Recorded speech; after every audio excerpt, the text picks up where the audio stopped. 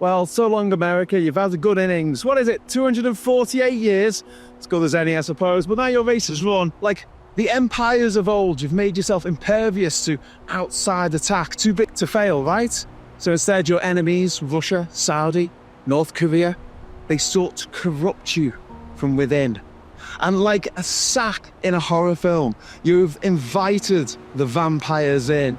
You created the social media platforms for them to exploit, giving them free rein to unleash devastating mind worms on your population. You've allowed foreigners who hate you, Murdoch, Musk and Thiel, to feast on your self-esteem, your sense of justice, your love of democracy, and feast they did.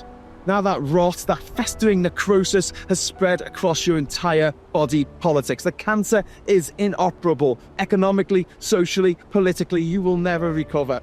Some are saying it'll only be for 4 years. Oh, you sweet summer children. I wish I could share your blissful naivety.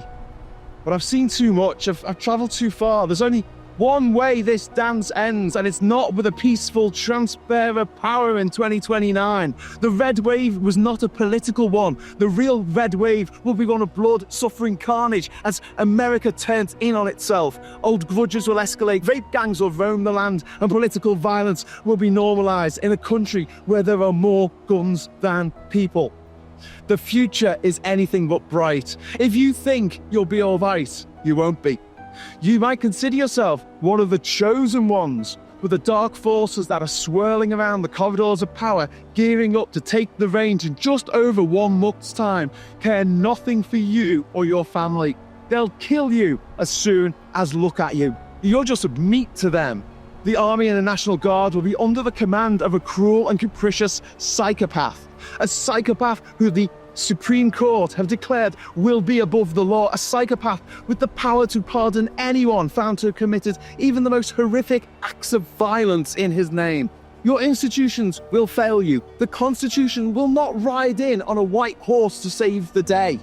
The chess pieces are all in place. This is America's endgame. And no matter how smart you think you are, there are no moves left for those of you who believe in the old-fashioned notions of truth, justice, honor, and democracy. For those who can, get out of here. For those of you trapped in the belly of the beast, stay vigilant, help each other. Have a grab bag ready under the bed in case you need to make a quick getaway. Have a plan in place. Finally, let me say, before this all kicks off, thank you. Thank you for the movies, thank you for the music, the internet, for going into space. Thank you for, albeit reluctantly, helping us out in World War I and II. Thanks for winning the Cold War, for a time at least. The fast food and whatever that stuff you call beer is, we could have done without. But I digress. All that's left to say is goodbye. I wish things had gone differently. I wish we had more time together. But that's always the way, isn't it?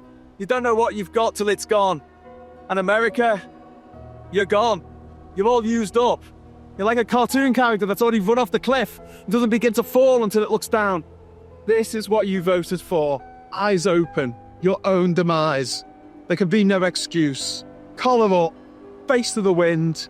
You flung yourself ceaselessly into the void.